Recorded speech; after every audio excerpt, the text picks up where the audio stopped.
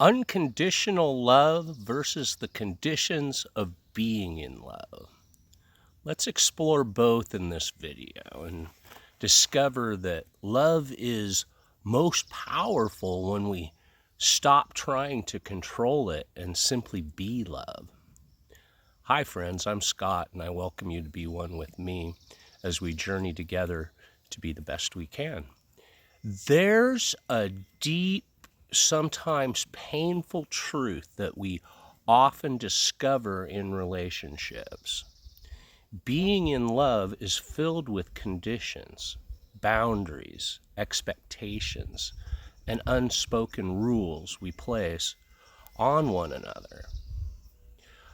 We don't like to admit that because it seems to contradict the ideal of unconditional love. A love so pure that it expects nothing, needs nothing, and never changes. But let's be honest, real life relationships are more complicated than that. And that realization can hit hard, especially when we hold the ideal that we should love unconditionally. So what is unconditional love, really? Unconditional love is love without strings attached. It's the kind of love you might feel for your child, a spiritual teacher, or a higher power, or for all of humanity. It says, even if you hurt me, disappoint me, or walk away, I will still love you because it's who I choose to be. It's not about control, approval, or expectations. It doesn't withhold affection based on performance, and it's rare, yes, but deeply powerful. It has the ability to heal, to forgive, to transform. It's love without bounds, complete, unwavering, and offered freely. It's not about getting what we get in, it's not about what we get in return. There's no need for validation, no expectation that the other person will meet our needs in a certain way. It's love that holds space for imperfections, sees past the wounds and still chooses compassion. It's love that forgives even when the pain is real. It's the kind of love we strive for when our hearts are open wide. Being in love, essentially in a romantic relationship, is a different thing. It includes boundaries and needs and mutual agreements. These aren't selfish, though. They're sacred. They define what's healthy and what's harmful.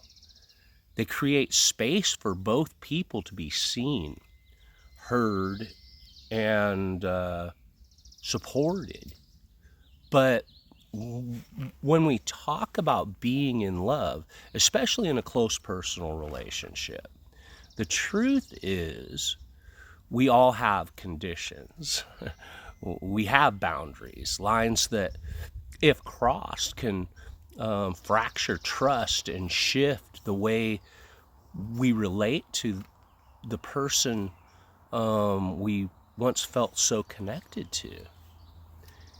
Each person brings their own need into a relationship. And, respect, honesty, safety, affection, these aren't selfish demands.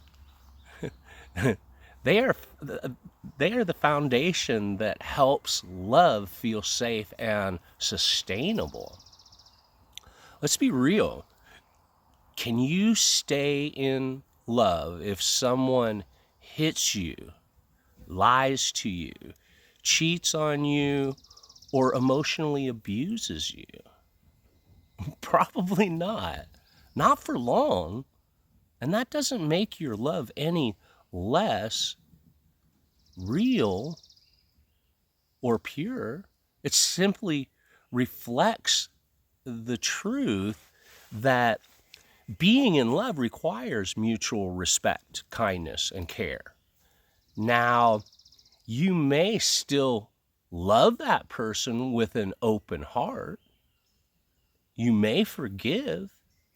You may even feel a kind of unconditional love for them. But that doesn't mean the relationship will survive or that it should.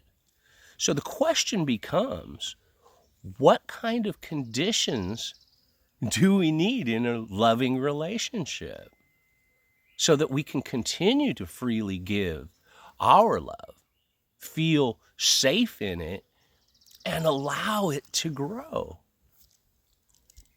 You know, this is where discernment meets love, where heart and mind come together, and where we realize loving someone unconditionally doesn't mean accepting behavior that breaks us. You can unconditionally love a parent who wasn't emotionally available to you, but that doesn't mean you have to let them keep hurting you. You know, you can love your partner deeply, but still need them to be honest and respectful for the relationship to thrive. You may forgive someone who cheated, but that doesn't mean you're obliged or obligated to stay in that relationship. You know, a few questions to ask yourself. You know, do you know the difference between what you need and what you expect in love? You know, where are you giving unconditional love, and is it being received or taken advantage of? What are your non-negotiables in a healthy relationship? And do you honor your own boundaries as much as you try to love others? Boundaries aren't walls. They're bridges that let love flow in a safe, conscious way. And being in love doesn't mean abandoning our self-worth to keep someone close. You know, both types of love have their place, but knowing the difference can save us from heartbreak, you know, and lead us toward deeper, more conscious connections. Imagine if we all practice both kinds of love, unconditional love towards humanity and a conscious, respectful love in our personal relationships. What would the world look like? We'd stop enabling toxic patterns. We'd love ourselves enough to walk away from pain. Not because we stopped loving, but because we started choosing peace. We'd see that love isn't weakness, it's strength with clarity. We teach our kids to love others while also protecting their own worth. And we'd stop thinking boundaries are unkind and start seeing them as love in action. So love big, love wisely, set your boundaries like they're sacred, because they are. Forgive when you're ready, not when you're pressured. Let your love be unconditional in spirit, but your relationships are built on mutual respect, trust, and truth. Because love without boundaries is chaos, and boundaries without love are walls. But love with boundaries, that's freedom. I love you all. Subscribe to this channel. Like this video and share it. And let me know in the comments about your views on conditions of love. Visit beonewithme.com, and more is coming from the heart, from the soul. And check out one of these videos. Remember, a smile can make someone's day, and the right words may change their life. Love deeply, wisely. Be you. Be one with me.